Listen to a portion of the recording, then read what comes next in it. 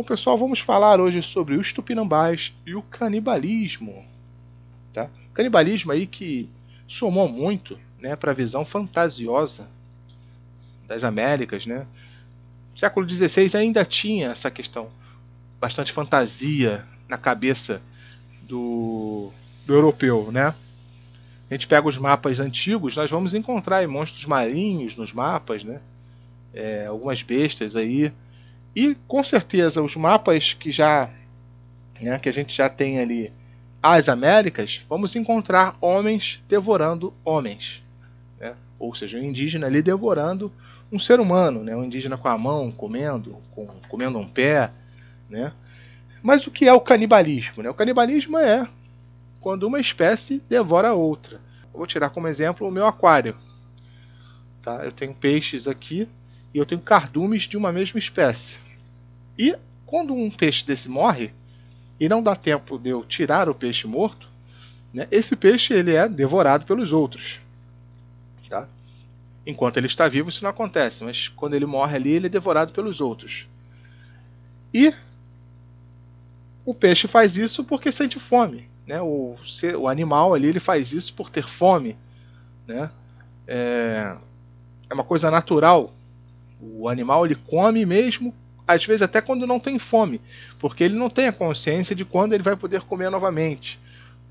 Por isso que a gente tem aí animais até obesos, né? Hoje em dia os cachorros, gatos de casa, eles comem mais do que necessário. Né? Eles têm essa neurose ali, uma coisa animal. Como é que é o canibalismo com o tupi? Né? Ele se alimenta de seres humanos? Não. Não é uma questão de alimentação. Né? O índio no dia a dia ele comia. São os animais da floresta, né? Frutas, né? De repente legumes ali. Tudo que a floresta pudesse dar para aquele índio, ele era a alimentação dele. Peixe, principalmente peixe. Né? Peixe era o que mais o índio comia. A questão do canibalismo é uma questão de ritual. O índio tinha um ritual muito ligado à guerra. Né? Quando era capturado um índio adversário, era um ritual. Né? Se chama um ritual antropofágico. Né? Devorar aquele camarada ali. Tá? Era uma forma de ritual. Você tinha todo um processo. Né? O índio ele é capturado, ele entra na tribo indígena.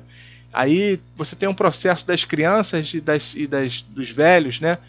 Xingarem aquele índio capturado, né? Xingar aquele índio capturado e tudo mais. Depois é atribuído uma esposa para aquele camarada que foi preso. Tá? É atribuído uma esposa para aquele final de vida dele ali. Então ele é dado uma esposa para ele, até o dia que ele é morto e aí o pessoal devora. Né?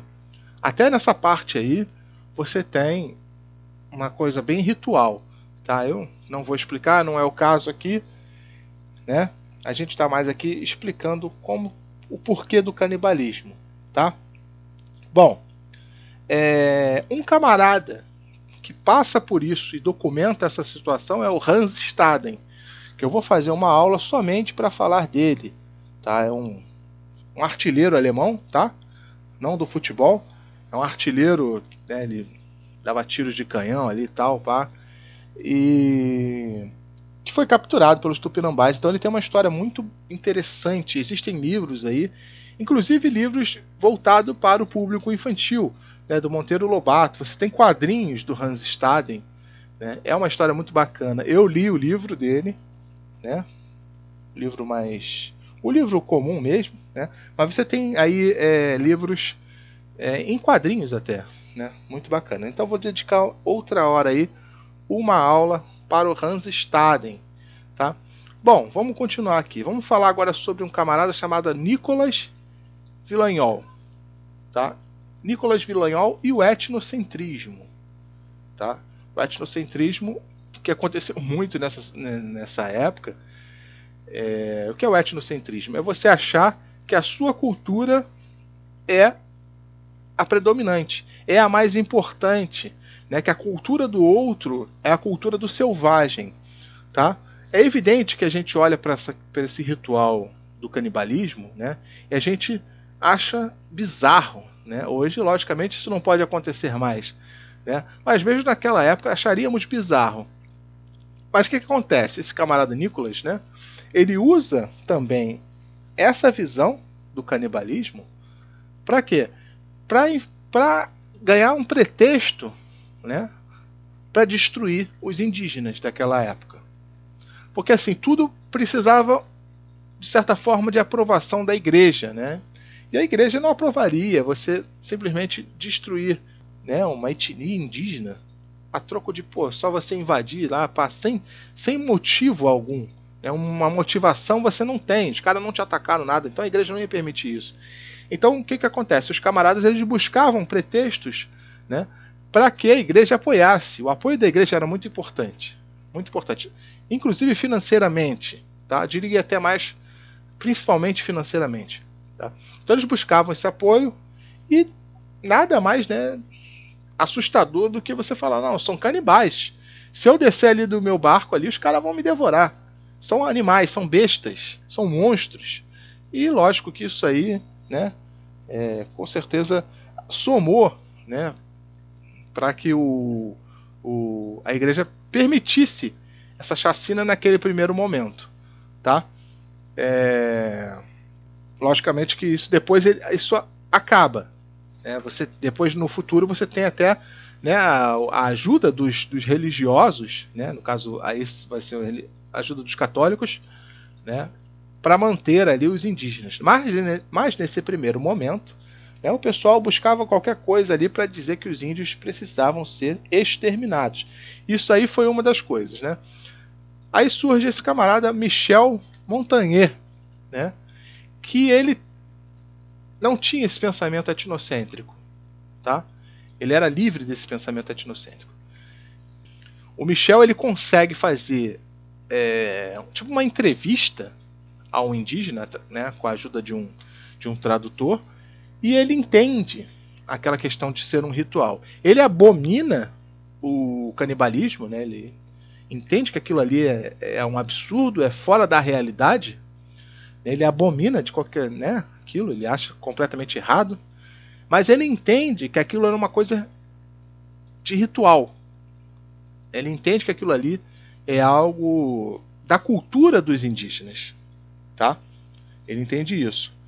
E ele faz o quê? Ele compara, né? Ele diz que na Europa não tem isso, mas que a raiva e o ódio é uma coisa do ser humano. E ele diz que, pô, o ser humano ali ele não está muito longe daquilo, né? O europeu ele não está muito longe daquilo, né? Daquilo que pode parecer ser uma crueldade. Ah, faltou uma coisa de eu falar, né? Vou usar aqui como exemplo os vikings, por exemplo, né? Ou os antigos europeus, né? Da época medieval, que, né, tinham essa preferência de morrer lutando no campo de batalha, né? Você já deve ter visto isso em diversos filmes, né? Eu prefiro morrer no campo de batalha do que na cama doente, né? Aí morria. Aí tem aquela cena que precisava morrer com a espada na mão, com a arma na mão, né? Muitos vikings, os vikings têm muito disso, né? A literatura nos traz isso, que os vikings, né, tinham esse orgulho, porque se eles morressem na batalha, eles iam para Valhalla, né? Vale lembrar isso. E com o indígena não era diferente, tá? Assim, era horrível morrer, né? Ele ia morrer, tá? Ele não era comido vivo, tá? Matavam ele e o corpo morto eles devoravam. Então, já que ele foi capturado, ele aceitava aquilo de boas, tá entendendo? O índio aceitava aquilo, ele não tentava fugir. O índio não ficava preso numa jaula, tá? Vale lembrar isso. O índio capturado não ficava preso numa jaula, tá? E ele entrava no jogo daquele ritual, né? Ele, em uns momentos, ele também tinha suas falas ali, como outros virão para vingar a minha morte, né? Outros virão. Então ele aceitava aquilo. Era honroso morrer dessa forma para o indígena, tá? Hoje pra gente é tudo muito bizarro, né? Mas fez parte da cultura indígena. Hoje é evidente que isso não pode acontecer, senão, apesar do índio ter algumas leis diferenciadas, mas o assassinato aí com certeza não seria aceito pelo Estado brasileiro, tá bom? Então é isso, meus queridos. Falou! Jogada da partida.